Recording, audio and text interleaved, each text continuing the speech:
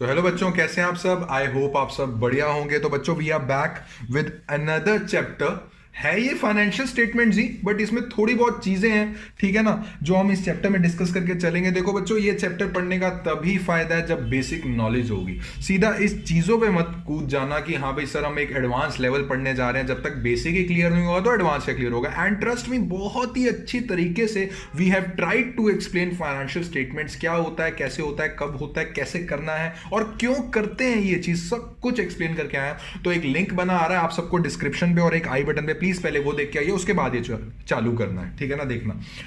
तो आज हम डिस्कस करते हैं। सर हमने सीख लिया, क्या सीखा? सर हमने सीख लिया कि फाइनेंशियल स्टेटमेंट्स होती हैं सर, उसमें बनता है trading and profit and loss account, जो हमें बताता है overall position of the business. And sir हम ना बैलेंस शीट से सीखते हैं कि आपकी फाइनेंशियल पोजीशन मेरी क्या है। तो सर अच्छे से सीख लिया, कोई प्रॉब्लम वाली बात नहीं है। और अभी लेटेस्ट आपका एक लेक्चर आया था क्लोजिंग स्टॉक पे, कि क्लोजिंग स्टॉक बाहर दिया होता है, ये दिया होता है।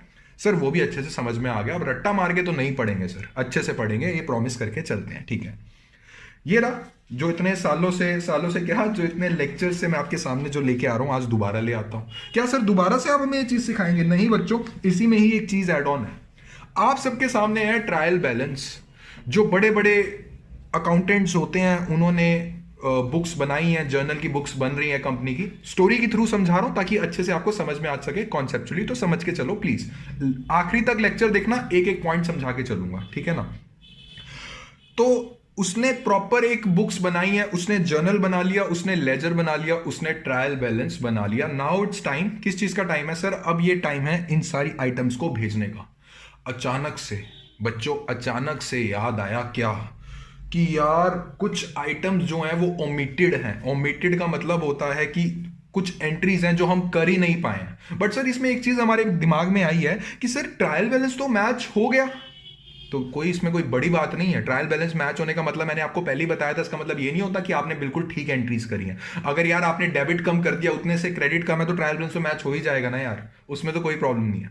तो कभी कभार ऐसे केसेस आते हैं ट्रायल बैलेंस बनने के बाद हमें याद आता है कि यार ये आइटम्स, ये एंट्री, ये चीज तो हमने दिखाई नहीं है बुक्स में, तो अब क्या करें? क्या हम दोबारा जाए जर्नल एंट्री वाली बुक्स में? नहीं, अब हमें कुछ ऐसा करना है। अब हमें फाइनेंशियल स्टेटमेंट्स के अंदर ही कुछ एडजस्टमेंट्स करने चलनी है, जिस चैप्टर को हम बुलाते हैं फाइनेंशियल स्टेटमेंट विद एडजस्टमेंट्स। कि फाइनेंशियल स्टेटमेंट बनाने की तैयारी में हो, चीजें भूल चुके हो या गलत कर चुके हो, तो फाइनेंशियल स्टेटमेंट के अंदर ही एडजस्टमेंट कर लो यार। तो बात ये आई कि सर ये हो गया हमारा ट्रायल बैलेंस कंप्लीट। मान लीजिए टोटल दोनों मिल गए थे, तो सर एडजस्टमेंट हमें ढूंढनी पड़ेगी कि हमें नॉलेज दी गई होगी, उस चीज की टेंशन आपने नहीं लेनी। जो आपके क्वेश्चंस आएंगे उसमें आपको एडजस्टमेंट्स दी हुएंगी, और एडजस्टमेंट को दो नाम से बुलाएंगे, एक तो एडजस्टमेंट्स पहला नाम, और एक एडिशनल इंफॉर्मेशन। जब ये दो अक्षर पढ़ लोगे तो दिमाग में क्या आएगा?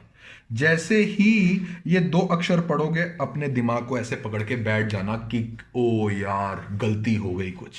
क्योंकि ये दो वर्ड्स पता है क्या शो कर रहे हैं? एडजस्टमेंट्स और एडिशनल इंफॉर्मेशन। की यार तुमने ट्रायल बैलेंस तक बना तो लिया, बट कुछ ना कुछ छोड़ दिया है, या फिर जो कर दिया है वो गलत कर दिया है, ठीक है बच्चों। तो आपको एडजस्टमेंट्स और एडिशनल इंफॉर्मेशन गिवन होगी, और इसमें कोई टेंशन लेने वाली बात नहीं है।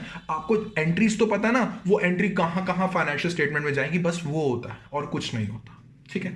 तो आज हम चालू करने वाले हैं एडजस्टमेंट्स और एडिशनल इंफॉर्मेशन। मैंने आपको बता दिया, ट्रायल बैलेंस दिया होगा, उसके बाहर आपको गलतियां बताई होंगी कि भैया इसको ये ठीक करके चलो, ठीक है। तो आज हम डिस्कस करके चलेंगे। पहला, क्लोजिंग स्टॉक दिया हुआ है।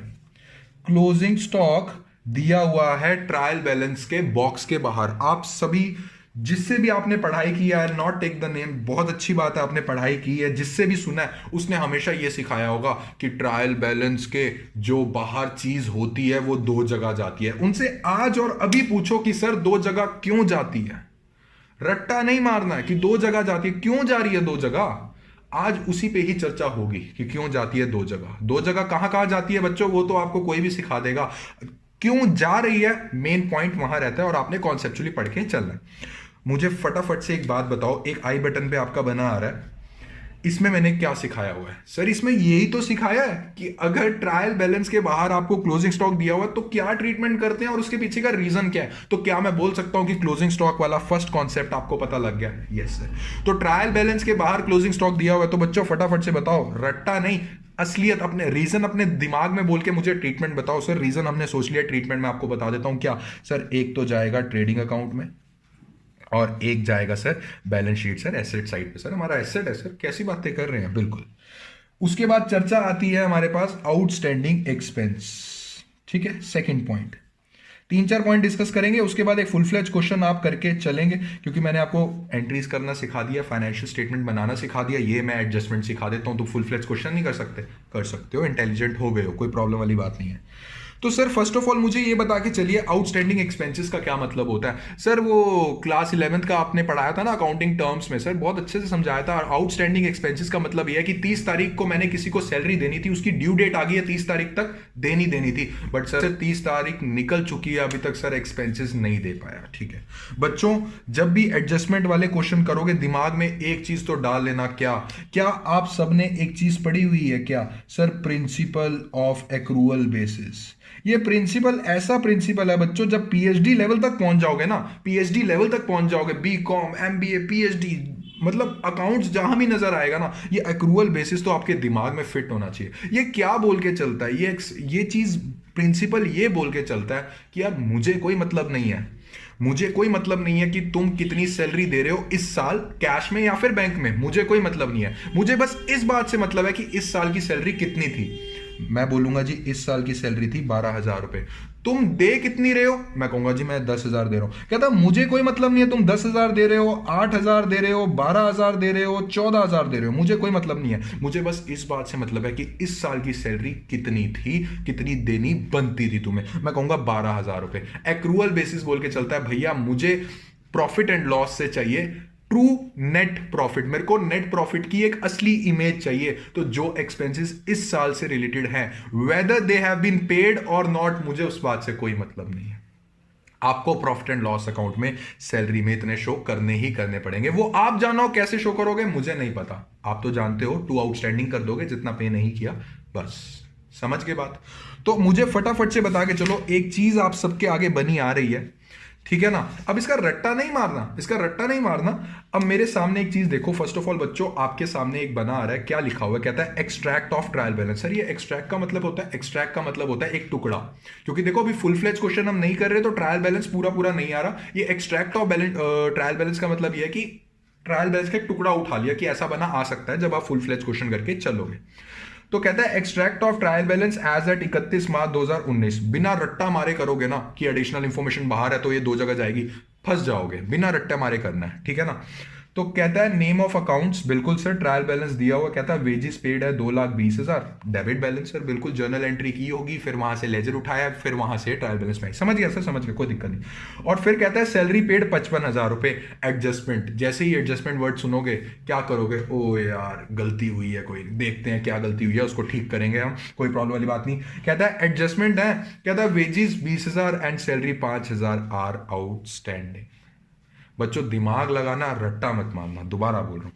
कहता है वेजेस पेड 2,20,000, मतलब सर वेजेस अकाउंट ओपन किया हुआ हमने 2,20,000, सर मतलब एक एंट्री पास की गई होगी, wages account debit to bank account. मानते हो कि नहीं मानते, बिल्कुल मानते हैं सर, एक एंट्री पास हुई होगी सर, पक्का हुई होगी सर, तभी तो ट्रायल बैलेंस में आ रहा है, क्या हुई होगी sir, wages account debit to bank account, कितना 2,20,000 और 2,20,000, और एडिशनल इंफॉर्मेशन जिसको हम एडजस्टमेंट बोलते हैं, वो कहता है भाई साहब 20,000 रुपए के जो वेजेस है ना वो आउटस्टैंडिंग है। मुझे फटाफट से बता के चलो टोटल वेजेस कितने होने चाहिए थे भाई साहब, टोटल वेजेस 2,20,000 नहीं होने चाहिए थे, टोटल वेजेस होने चाहिए थे 2,40,000, और उसमें से आपने 2,20,000 की ही एंट्री की है, 2,20,000 ही दी हैं, बाकी 20,000 तो आपने शो ही नहीं किए। पूछो कैसे, अगर सर 20,000 हम शो करते तो फुल फ्लेज की एंट्री होती, सर फुल फ्लेज एंट्री होती wages account debit to bank account to outstanding wages, sir liability sir to में आएगी, ठीक है, to outstanding wages. So bank से कितने गए सर, 2,20,000 गए सर, 20,000 सर दे नहीं पाए, टोटल वेजेस हो गए 2,40,000। इसमें एक बात नोटिस करना, अगर आपने आउटस्टैंडिंग वेजेस वाली एंट्री की होती तो ये टू आउटस्टैंडिंग वेजेस जाता लेजर में और लेजर से जाता ट्रायल बैलेंस में। ये आपके सामने जो है बना आ रहा है ना वेजेस पेड और सैलरी पेड, एक और अकाउंट खुला होता आउटस्टैंडिंग वेजेस का अकाउंट, बट क्या आपने किया? नहीं सर, हमने उस टाइम पे इसमें ना बैकलैश में जाना है कि पुराने जमाने में जब जर्नल एंट्री की होगी तो क्या होगा। नहीं की सर ये हमने एंट्री।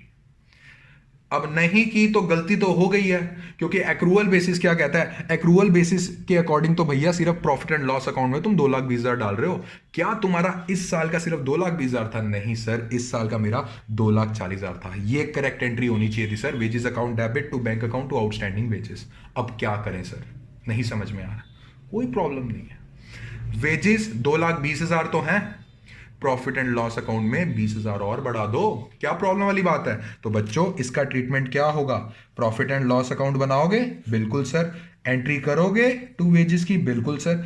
एक चीज याद रखना, मेन कॉलम में एंट्री मत करना जब आपको नेट रिजल्ट निकालना, तो कॉलम जो मेन कॉलम होगा उससे इधर एंट्री करना। सो 2,20,000 तो सर हमने पे करने ही करने थे, साथ में सर वो 20,000 वाली एंट्री करना भूल गए, तो यहां करेंगे हम add dot dot outstanding wages, कितने की, 20,000। सो 2,20,000 प्लस 20,000 कितना होता है। अब आई ना सर बिल्कुल 2,40,000 प्रॉफिट एंड लॉस अकाउंट में, जो ट्रू सैलरी थी वो आप शो करके चल रहे हो। और सर ऐसी वेजेस जो आउटस्टैंडिंग है सर, अभी तक हमने दी नहीं है सर, हमारी लायबिलिटी खड़ी हो गई, बिल्कुल। दूसरी चीज क्या करोगे, बैलेंस शीट में लायबिलिटी साइड पे आउटस्टैंडिंग वेजेस के नाम से कितनी खड़ी कर दोगे, 2,40,000? नहीं सर, 2,20,000 पे हो गया, 20,000 खड़ी करेंगे, बिल्कुल। अब समझ में आया, जो आप रट्टा मारते थे या फिर आपको जो क्रैम करवाते थे, I will not take the name, but अब समझ में आया वो क्यों बोलते थे ऐसे, कि जो चीज बाहर आएगी वो दो जगह जाएगी, एक प्रॉफिट एंड लॉस अकाउंट जाएगी, एक बैलेंस शीट जाएगी।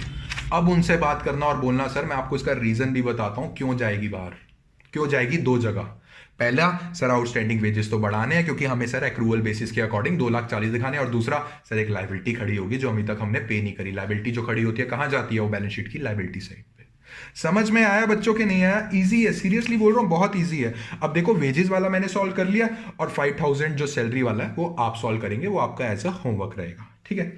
तो हमारा कॉन्सेप्ट पहला हो गया सॉल्व क्लोजिंग स्टॉक, दूसरा हो गया आउटस्टैंडिंग एक्सपेंसेस। अब हम करके चलते हैं तीसरा, सैलरी वाला आप करेंगे, बार बार बोल रहा हूं, ठीक है। अब तीसरा डिस्कस करते हैं, क्या कहता है, कहता है प्रीपेड एक्सपेंसेस। मुझे फटाफट से बता के चलो इसका मतलब क्या है। प्री का मतलब क्या होता है सर, पहले। पेड का मतलब हो गया पहले पेमेंट कर दी, बिल्कुल। इसका कंक्लूजन क्या निकला सर, 30 तारीख को सर हमने किसी के पैसे देने थे सर, 20 तारीख को ही दे दिए सर, ड्यू डेट से पहले ही दे दिए। इसको बोलते हैं प्रीपेड एक्सपेंस, अकाउंटिंग टर्म्स में करवा चुका हूं। मुझे फटाफट से बता के चलो बच्चों, जो प्रीपेड एक्सपेंसेस दे चुके हो, क्या जिसको आपने दिए हैं उसका हक है उस पर? अभी नहीं था, ड्यू डेट तक नहीं हक है। तो जब तक ड्यू डेट नहीं हो जाती, जो आपने एक्स्ट्रा पैसे जिसका ड्यू डेट अभी तक नहीं आई है, जो आपके पैसे जिसका ड्यू डेट अभी तक नहीं आई है, वो आपका क्या होता है सर, प्रीपेड एक्सपेंसेस मेरा एक तरीके का एसेट होता है।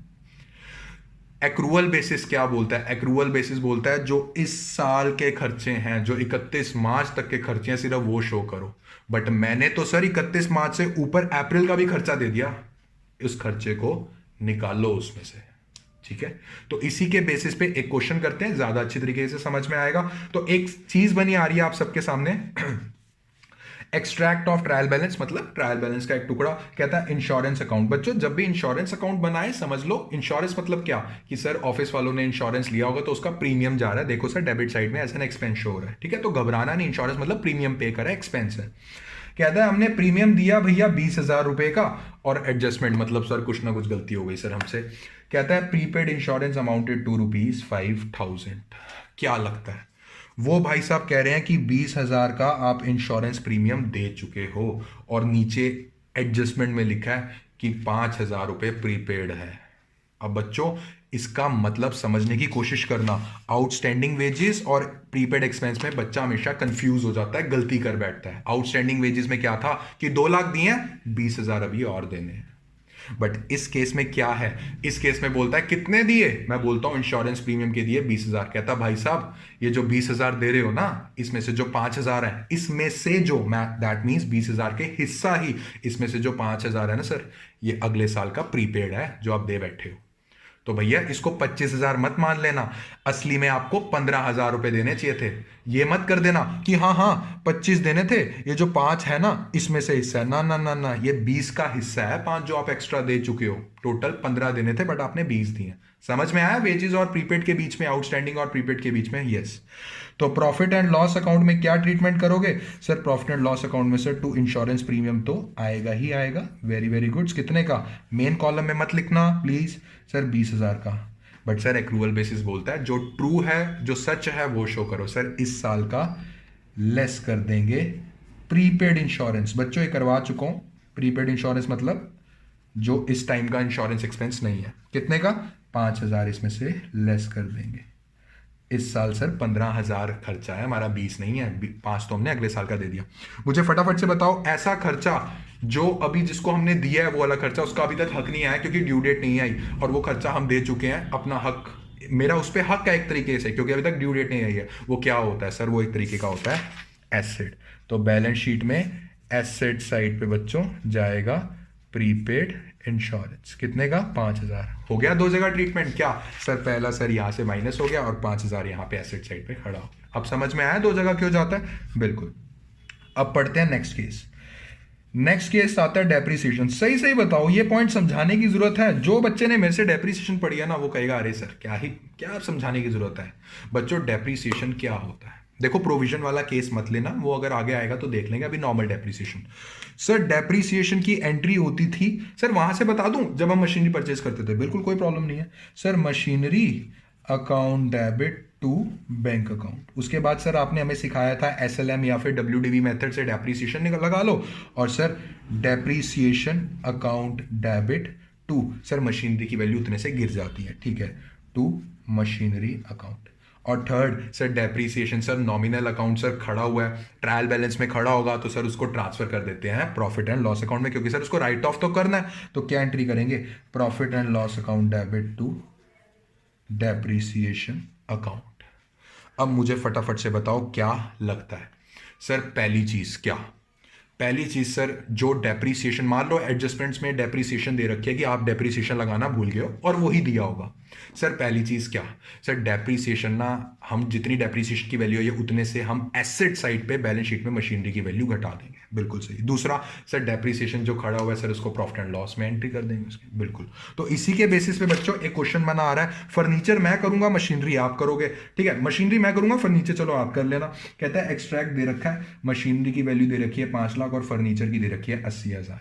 जैसे ही कंपनी का अकाउंटेंट फाइनेंशियल स्टेटमेंट बनाने गया उसको आया अरे बाप रे एडजस्टमेंट आ गई। एडजस्टमेंट मतलब कुछ ना कुछ गलती हुई है। वो कह रहे हैं भाई साहब आप मशीनरी का सीधा बैलेंस शीट में लिखने जा रहे हो, आपने भाई साहब इस पे डेप्रीसिएशन तो लगाया नहीं।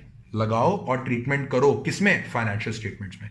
वो कहता है depreciation machinery is to be depreciated at 10% per annum and furniture at the rate 20% per annum। मैं मशीनरी कर रहा हूँ तो वो भाई साहब बोलते हैं कि मशीनरी है मेरे पास 5 लाख रुपए की। बच्चों मुझे एक चीज बता के चलो, अगर डेप्रीसिएशन उन्होंने लगाई होती तो क्या होता? सर अगर डेप्रीसिएशन लगाई होती तो जर्नल में एंट्री पास की गई होती, जर्नल से उठता लेजर में, लेजर में सर ट्रायल बैलेंस में डेप्रीसिएशन अकाउंट का नाम खुला होता सर। बट सर नहीं खुला हुआ, दैट मीन्स हमने नहीं लगाई। ऐसे पढ़ना सीखो बच्चों लॉजिकल होके। सो 5 लाख का इंटू में क्या कर देंगे? 10%, ठीक है, आता है 50,000। मैं मशीनरी का बता रहा हूं, क्या करेंगे फटाफट से बताओ sir? Profit and loss account में to depreciation on machinery account. बच्चों प्रॉपर आप पूरा लिखेंगे, मैं सिर्फ फटाफट बता रहा हूं।